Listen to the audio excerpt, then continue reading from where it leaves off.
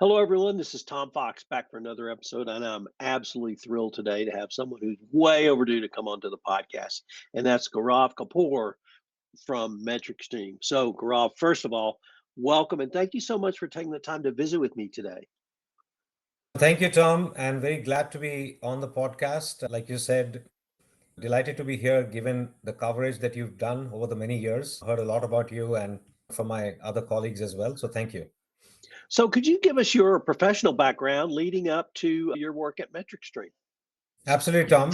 So I'll keep it brief, Tom. I am one of the co-founders of MetricStream. We started this company a couple of decades ago and with a whole view and inspiration about how to get different lines of defense, even within the second line, how to get different themes of risk like operational risk, audit, compliance, third-party management, cybersecurity, all under the same umbrella. And I started out as the founding CFO of the company, then became the chief operating officer during our growth years. And for about 3.5 years, I was also the CEO of the company. More recently, with the entire kind of transformation that's happening in the market around AI, I've taken on the role of the vice chairman. We got a very strong CEO to partner with us essentially. And most of my focus right now is going to be is on customers because we have to stay very intimate with the customers at this stage, particularly given the disruption that's happening in the AI market. Yeah. Prior to that, Tom, I'll just wrap up saying that prior to that, I spent about a decade, just short of a decade, at Citigroup in different capacities, running business lines in the retail side, including it wasn't called fintech at that time, but being one of the first payment internet consumer remittance payment companies that we had founded, okay, as part of Citi. So that's my quick short background here. So, you have a statement that July is a critical time and even an inflection point for compliance and risk management. I have tried to argue that 2025 is indeed an entire inflection point, but why do you see July as even more specific an inflection point, Gaurav? Tom, the way I'll answer that is that distinctively the pace, velocity of risk, and I'm using risk as a broad theme, has changed dramatically over the last couple of years. You look at what's happened in the first 6 months of the year here globally, whether it is the geopolitical landscape, you look at the accelerated environment of risk that's happening across supply chains, you look at what's happening with cyber, okay, where in some cases state-sponsored cyber attacks have been on the rise. You look at what's happening on the people front, competitiveness because of the advent of AI. Every week you see, larger companies launching something, and that creates competitive risk for the others. So as you look at all this, the classic mid-year review, okay, and July is a mid-year for most companies, becomes a strategic opportunity for companies to assess any deviations, recalibrate, access blind spots that was revealed in the first half. So the world of what I call annual assessments and making sure that you're doing strategic planning annually, okay, is not relevant anymore. A quarter might be too short, but the middle of the year gives a true reflection of what has happened in the first half of the year, and then start to recalibrate and reprioritize what companies need to do. That's why it's a natural time for people to look at it. One of the other reasons I was so intrigued to visit with you, Gaurav, was you mentioned it in your opening, and that's the use of AI. Where do you see, or maybe even broader, how does MetricStream see the use of AI in the greater GRC space at this point? Tom, so that's a great question. In fact, we made a very strong statement about 2 months ago, okay, on the whole movement of GRC to be plugging in AI. There are two parts to this. One, distinctively what we call AI for GRC. And there, what we have done is that we've taken a very strong stand that if you look at the biggest pain points, we can talk all day long about LLMs and about SLMs and about MCPs and all the technological language that's coming out. But our mission and purpose after looking at and talking to hundreds of our customers is to make life easier for them. Okay, GRC is pained by the volume of activity, form filling, workflows, reporting that happens in our world, essentially. So we have taken a stand that we want to make their lives simpler. And through a combination of generative and agentic AI, how do you automate? How do you provide insights? How do you provide decision-making capabilities, right? but make the lives of end users much easier. My theory, and it's a calculated theory, is that there's over 500 million people in the world who actually actively use GRC. And we can provide all the backup for that. 500 million people, that's several countries combined under one umbrella. And these people, day in and day out, they're filling up compliance form, risk forms, okay, cyber assessments, third-party assessments, all of that stuff. And AI presents a very unique opportunity right now to be able to provide a lot more efficiency in the process, okay, where a lot of the rote work can be done by agents. But on top of that, you still need immense amount of human insights. These are all people who are practitioners, have worked for very long in their own functions, understand the business well. But just think about it, how much time they're spending on rote activity. So that's the primary kind of agenda we have. After that, along with that, we have developed several use cases to be able to aid the compliance professional, the risk professional, third party, to be able to provide more strategic insights into how they need to make decisions. That makes it more easy. And last thing I'll say is that if you look at, and you've been in this industry for a long time, Tom, if you look at it, the world has centered on sampling. Okay, I'm just using a word, sampling. Now, what AI does is it allows you to increase the canvas of coverage immensely. Okay, so instead of sampling, you can do 100% what I call coverage in terms of what kind of activities you're looking at, even the emerging risks, basically, that have not typically been tackled by GRC in the past. So I would say, in summary, it's making the end users' lives a lot easier by removing the rote activity. It's increasing the canvas of coverage, essentially. Okay. And third thing is providing real insights to be able to make decisions faster. Let me pick up on that last point and with your words, emerging risk. Because one of the things that excites me about AI, agentic AI, and Gen AI for GRC is we can actually move to, I don't want to say risk prediction, but risk preparation, where a CEO might come to you and say, I want 5 scenarios of risk management strategy for X events. Or if your supply chain in Central Africa is disrupted by a civil war, what are you going to do? Or you name the risk, geopolitical, weather, doesn't matter to me. But that's the speed at which I see AI can bring to an overall risk management strategy. And I'm going to use risk management to speak of all categories of risk in that broader context. Would that be a fair assessment of where you see this going as well, Gaurav? Absolutely, Tom. And I'll actually bring it to life, hopefully, with an example from the recent, like, few months. Okay. I absolutely believe, and that's what I call the canvas of coverage, Tom, right? The canvas of coverage goes beyond the traditional, here's my regulations, here's the top-down view of where my risks are, etc. It increases the canvas of coverage based on events, based on, and events could range from, like you pointed out, a disruption, a civil war happening in some country. How do you change your supply chain? Let me bring it to life with a couple of examples, right? We are working with one of the largest oil and gas companies where we have deployed their classic enterprise risk management, Sarbanes-Oxley, audit, regulatory compliance, cyber, etc. About 4 or 5 months ago, they came and they've created a group called Global Risk Management that goes beyond the classic enterprise risk management, where this oil and gas company is exposed to a significant number of what I call risks that are beyond the classic coverage of ERM. For example, they have attacks that are happening both physical and logical on their oil rigs here, right? They have they have executives who travel to strike-prone countries where there could be physical ransomware risk possibilities here. They have 1 million devices, endpoint devices that they have to provide coverage for. They are facing these same challenges on trade tariffs, for example. They are operating in over 100 countries globally. They have actually joint ventures with hundreds of companies, literally hundreds of companies.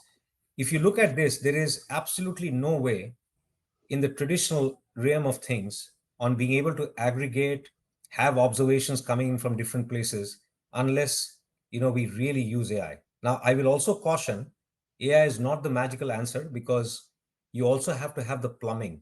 Where is this data coming from? How do you contextualize this data? How do you contextualize this information? If there is a war happening in a certain place, how does it truly impact? So the plumbing, Tom, has to be very strong to be able to make AI work, but it opens up a real possibility in changing the paradigm of how organizations are thinking about risk. I'll tell you the last thing. My wife, okay, and I'm bringing this personally home, she runs product development and supply chain for one of the largest American apparel brands here. Okay. I see it at home that one trade tariff from Bangladesh going up to 30% can shift the entire, can start pushing the buttons on shifting the entire supply chain to another direction.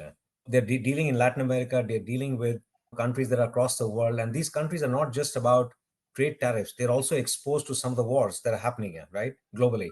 So it's a dynamically shifting kind of what I call both supply chain, but risk spectrum, if you will. And it has changed, Tom. In the last couple of years, it has changed. And AI does help because it allows it, but the plumbing is very important as well. The plumbing is very important, and the oversight or the human in the loop, I would say, is equally important. Thoughts on that? Yes, Tom, the human in the loop. See, a lot of people are making statements that job losses, etc., will happen. But I do feel that the human in the loop is absolutely important. It'll just raise the quality of the work that people are doing, from doing rote work, like I said earlier, to the human intelligence that has to be layered on top here. The last thing, Tom, that I didn't mention is there's also an emergence in AI on the reverse. I mentioned about AI for GRC. Okay, there's also GRC for AI.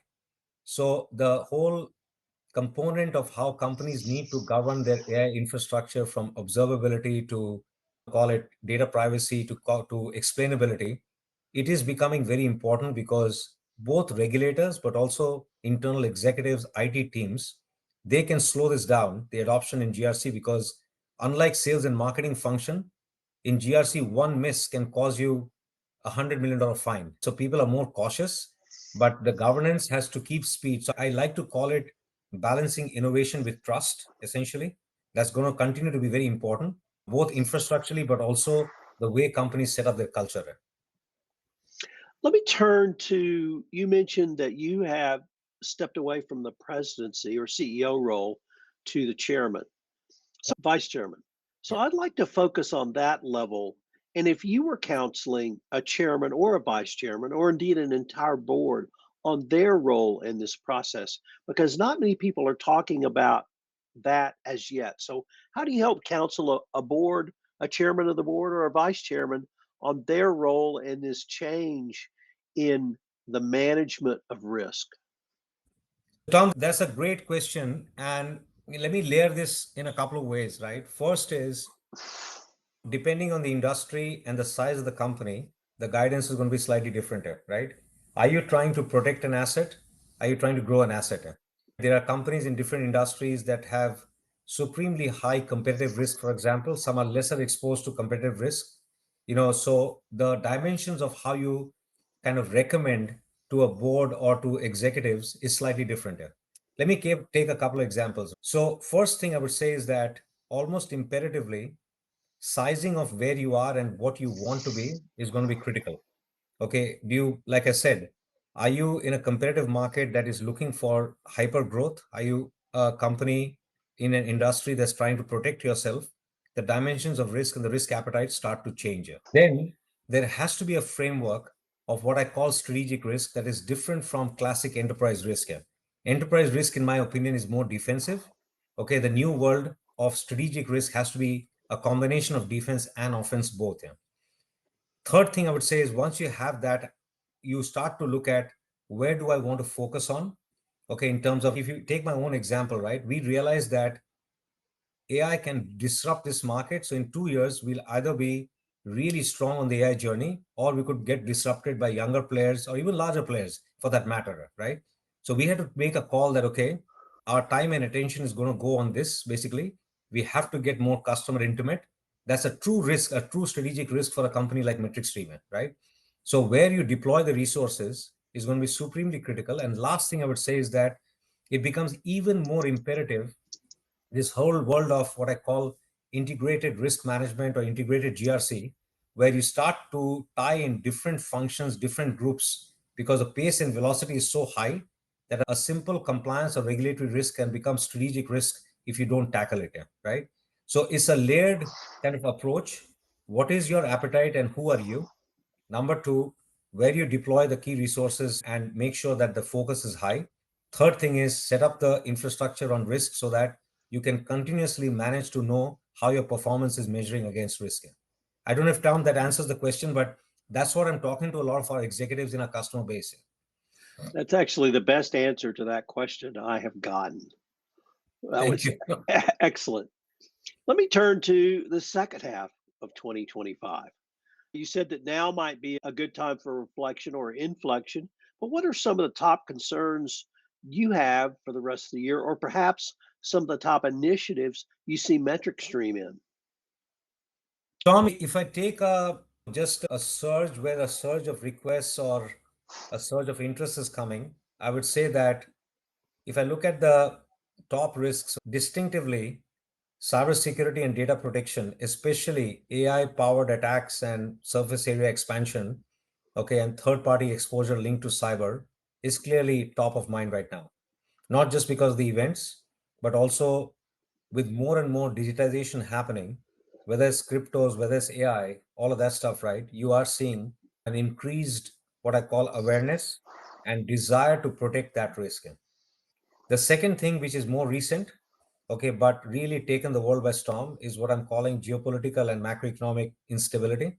Supply chains, where you want to put your investments, regulatory pressures are also changing based on the geopolitical and macroeconomic instability, right? You look at a large organization, there's a move towards even nationalization of data, right? You look at countries like Russia, look at India, look at China, look at even some of the smaller countries in the Middle East. Okay, you are seeing a move towards nationalization. Okay, and that's changing the IT paradigm of some of the companies and how they're operating it, right? As an example. So that's the second part. Yeah. The third one is, I would say, interestingly, and you're sitting in Texas, Tom. Okay, and there's, I won't make any political statement, but climate and extreme weather is now starting to impact, or it has impacted always, okay, business operations of organizations there, right? Now it is a politically weighted statement.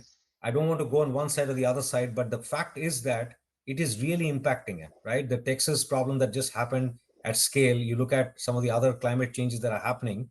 Now, have organizations figured out how to tackle that? Probably not, but the awareness is there. And this is not a short term impact. You can't take certain steps and solve the weather problem tomorrow.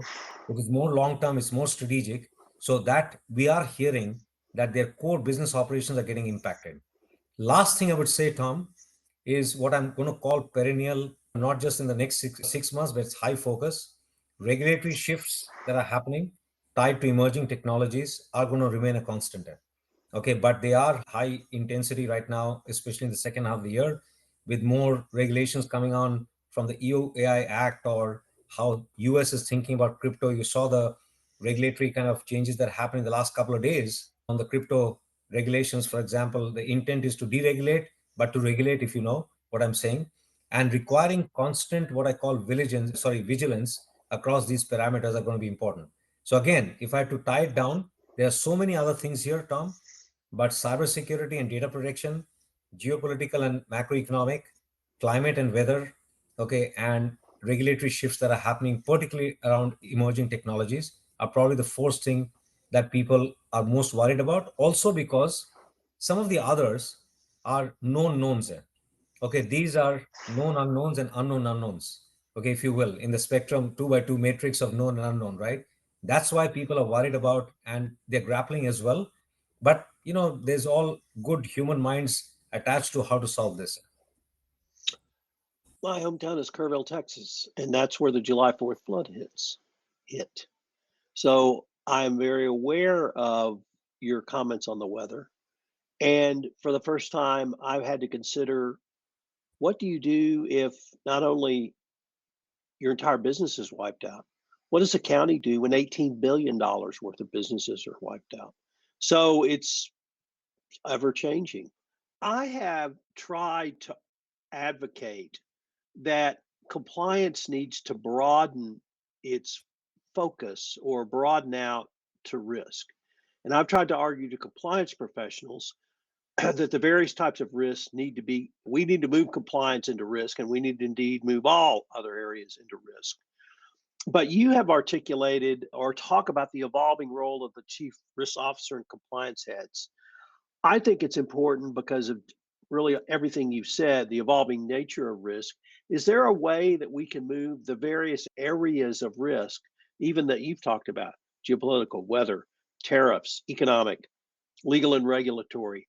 Can we move that into a broader category of risk and use these same tools, strategies, and tactics, or do you advocate something else, Gaurav? Tom, great question. I think first thing I'll say is that this shift from what you're calling checkbox compliance to a more risk aware and resilient culture is no longer theoretical. And it's interesting. If you look at the stakeholders we as business owners or business people have to cater to, they are regulators, there are shareholders, there are employees. Okay, all three have to be catered to. And what I would say is that if you look at the recent trends in the last couple of years, for the first time, regulators are coming in and saying that it's not just about regulation. They're using a word called resilience here. We look at the PRA, look at the DORA Act in Germany. What does it, if you peel the onion, they're basically saying, Tom, that it's not just about checkbox compliance. We need to know how your operational risk is tied to your cyber risk, is tied to your business continuity, is tied to your third party management, as an example, and of course, regulatory compliance, right? We want you to show us that you're not just thinking about a checkbox compliance, but the resilience of the entire organization underlying all these facets and themes of risk, if you will. So, what I would say is that, and by the way, the volatility, the complexity, the stakeholder scrutiny that we're talking about, that is just pushing companies to think beyond compliance towards risk. And one other example I'll give you, Tom, is if you look at a very finite persona called the CISO, Chief Information Security Officer. They started as security professionals. They moved to becoming compliance professionals for cyber. And guess what? Right now, many of the CISOs are actually folding into risk organizations because the board doesn't understand the concept of 100 security risks and 1,000 vulnerabilities. They understand risk is medium, low, high, even quantifying the risk so that they can make decisions faster versus having to process the whole thing, right? So this move in every function is happening from, let's say, security to compliance to risk, basically. Same thing in the operational risk world or the audit world. In the audit world, people used to think they're third line of defense. Now, chief auditors are sitting on the strategy table of companies saying that maybe we can take a little more risk here, okay, to power up the business. That's fantastic, the transformation, right? So, in summary, Tom, it's being driven. Now, you can choose a word risk or you can choose the word resilience. Resilience is a little more defensive. Okay, risk is more offensive, if you will. Offensive in the sense, risk, people take risk. They can take more risk to accelerate their top line as well. But overall, okay, I would say that you said it well, that moving from the checkbox to a culture of resilience and risk is where the market is moving towards. Gaurav, unfortunately, we are near the end of our time for this episode. But before we leave, I wanted to ask you if our listeners wanted to connect with you or find out any more information on MetricStream or the topics we've touched on in this podcast, what would be the best place or places for them to go? Tom, very simple. One is our general, what I call box comes to info@metricstream.com. And I'm a pretty hands-on executive, if you will. So people can also directly send it to me. It's my first name, Gaurav @metricstream.com. Gaurav, I wanted to thank you again. As I said at the start, you're way too overdue to come on this podcast. I hope the next time will not be as long. Thank you, Tom, for the good questions, and also stay safe. You're in a location that has been compromised recently, but please stay safe, and I look forward to talking to you again. Compliance Podcast Network. Start your mornings with daily compliance news, quick, sharp updates on the top compliance and ethics stories in under 5 minutes every morning in Compliance Podcast Network. Because compliance never sleeps. Need practical advice fast? Check out Compliance Tip of the Day. One actionable idea to level up your program. Short and sweet, every day on Compliance Podcast Network. Got 10 minutes? We've got the week's top 10 stories. 10 for 10 brings you the big compliance headlines, fast, fun, and focused, every Saturday on Compliance Podcast Network. And don't miss the Sunday Book Review, where compliance meets culture through must-read books and big ideas every Sunday in Compliance Podcast Network. Whether you're in the office, on a walk, or commuting, stay smart, stay ethical, stay tuned. Only on the Compliance Podcast Network, available wherever you listen to podcasts.